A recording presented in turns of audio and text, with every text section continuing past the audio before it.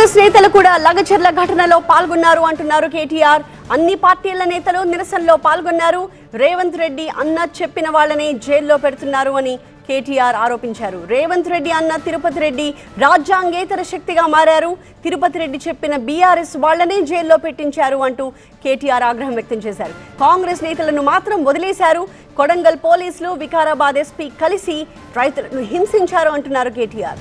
Congress private వ్యక్తులు కూడా ఇళ్లపై దాడులు చేశారని ఆరోపించారు. మొత్తం 70 మందిని తీసుకుపోయినారు. ముందు తీసుకుపోయినాక తిరుపతి రెడ్డి ఫోన్లో ఆదేశాలు ఇస్తున్నాడు ఒక రాజ్యాంగేతర శక్తి. వాసవికాంత్ గారు ఇంట్లోనే కూర్చొని సోప్ మేకింగ్ బిజినెస్ చేస్తూ 36 లక్షలు సంపాదిస్తున్నారు. మీరు కూడా ఆమె నుండి నేర్చుకోవాలా? అయితే ఇప్పుడే ఫ్రీడమ్ యాప్ని డౌన్లోడ్ చేసుకోండి. ముఖ్యమంత్రి అన్న కావడమే ఆయనకున్న అర్హత. ఆయనకి ఏ పదవి లేదు, ప్రజాప్రతినిధి కాదు. కలెక్టర్లు ఆయన ముంగట మోకరిల్లాల. ఇవాళ అధికారులు మొత్తం ఆర్డీఓలు, పోలీసు వాళ్ళు ఆయన చెప్పినట్టు ఆడాల. కొడంగల్కు ఆయన చక్రవర్తి, రారాజు. రేవంత్ రెడ్డి కాదు, అక్కడ రేవంత్ రెడ్డిది ఏం చెల్లదట, తిరుపతి రెడ్డిదే నడుస్తుందట. ఆ తిరుపతి రెడ్డి శిష్యుడు శేఖరు మండల కాంగ్రెస్ పార్టీ ప్రెసిడెంట్.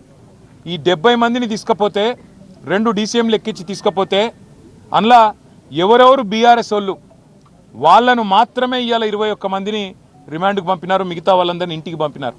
అలా కాంగ్రెస్ వాళ్ళు దాడి చేసిన వాళ్ళల్లో ఇప్పుడు నేను చెప్పిన పేర్లు ఉన్నాయి, వీడియోలో కనబడతారు, మీరు చూడండి. వాళ్ళని మాత్రం ఇంటికి పంపి ఎవరెవరైతే బీఆర్ఎస్ వాళ్ళో వాళ్ళనే పెట్టండి జైల్లో అని చెప్పి ఈ దాడి మొత్తం బీఆర్ఎస్ వాళ్ళే చేయించిండ్రు.